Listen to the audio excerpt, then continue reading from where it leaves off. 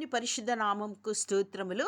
యెషయా 43:13 చివరి లైను, నేను కార్యము చేయగా త్రిప్పివేయువాడెవడు అని దేవుడు సెలవిస్తున్నాడు. అవును, దేవుడు చేయాలనుకున్నటువంటి కార్యము ఆయన చేస్తా అని నీ పట్ల నా పట్ల చేయాలని ఆయన తలంచినప్పుడు దాన్ని తిప్పివేయటానికి ఎవ్వరికినే శక్తి లేదు.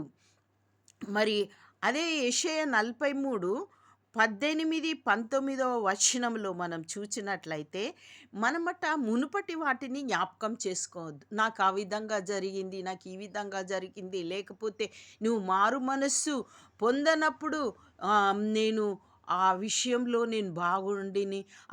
అట్లాగే ఇశ్రాయేలీలు కూడా ఉల్లిపాయలు, కాకరకాయలు అక్కడ మేము ఐగుప్తులో తిన్నాము అని కాదు, మునుపటి వాటిని నువ్వు జ్ఞాపకము చేసుకోకూడదు. నేను ఆ దినాలలోనే మారు మనసు పొందక ఉన్నటువంటి దినాలలోనే ఆ పాపంలోనే నేను బాగా సంతోషించిన.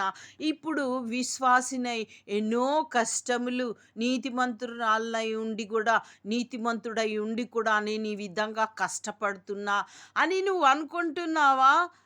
కాదు, వాటిని జ్ఞాపకం చేసుకోకూడదు. మునుపటి అంటే పూర్వపు సంగతులు నువ్వు తలంచుకోకుండా ఉండిన ఎడల దేవుడు నీ పట్ల ఒక అద్భుతం చేస్తా అంటున్నాడు.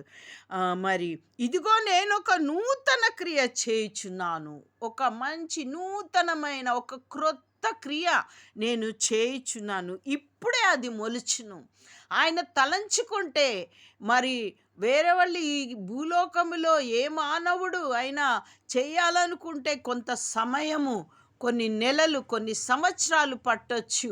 అటువంటి క్రియను దేవుడు ఇప్పుడే నీ జీవితంలో చేయాలంటే ఆయన ఒక్క మాట చాలు. లాజరు బయటకు రా అంటే ఆయన జీవం పోసుకు. అదే డాక్టర్ చేయాలంటే, ఒక జబ్బుని తొలగించాలంటే ఆయనకు సమయం పడుతుంది. కానీ చనిపోయిన వారిని కూడా లేపటానికి ఒక్క మాట చాలు.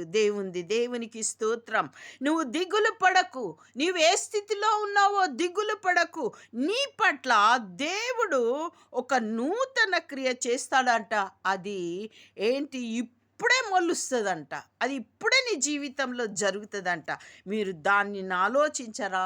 అది దేవుడు చేసినాడు కదా. ఈ భూలోకంలో ఉన్నప్పుడు వచ్చి అనేకమైన క్రియలు చేసినారు కదా. మీరు వాటిని ఆలోచిస్తలేరా? ఎందుకు ఇంకా దుఃఖిస్తున్నారు? దేవుణ్ణి ఆశ్రయించండి, నన్ను ఆశ్రయించండి.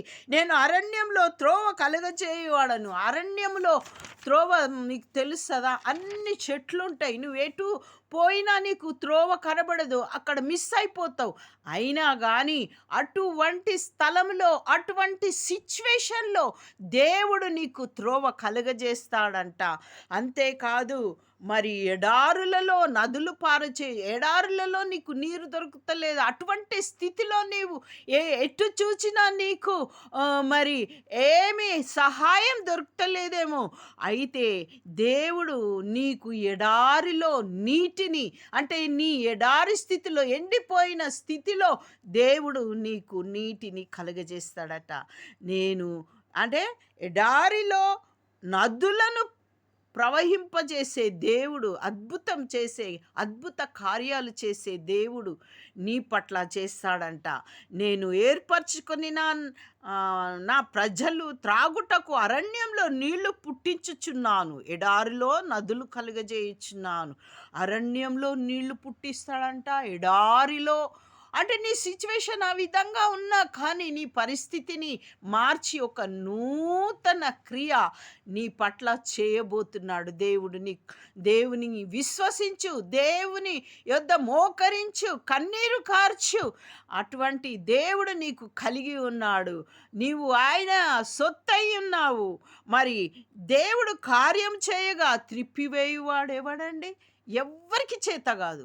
నిన్ను తలంచుకొని నీవు దేవుని సన్నిధిలో ప్రార్థిస్తున్నప్పుడు దేవుడు నీ తట్టు తిరిగి ఈ కార్యము నూతన క్రియ చేయాలని ఆయన అనుకున్న ఎడల దాన్ని త్రిప్పివేయువారు ఎవ్వరునూ లేరు. దేవునికి స్తోత్రం. దేవుని యందు విశ్వాసం ఉంచు. దేవుని యందు దేవునితో పోరాడు. యాకోబు పోరాడినట్టు పోరాడు. దేవుడు నీకు గొప్ప ఆశీర్వాదములు ఇవ్వబోతున్నాడు. మరవకు, భయపడకు. అటువంటి దేవుణ్ణి నువ్వు కలిగి ఉన్నావు. అటువంటి ప్రజగా, ఆయన యొక్క ప్రజగా నీవు ఉన్నావు. కాబట్టి నీ పట్ల దేవుడు ఒక నూతన క్రియ ఇప్పుడే జరిగిస్తాడని విశ్వసించు. దేవుని పాదాల యొద్ద ప్రార్థించు. ఆ నూతన క్రియను పొందు. ఆమేన్, ఆమేన్, ఆమేన్, ఆమేన్, ఆమేన్.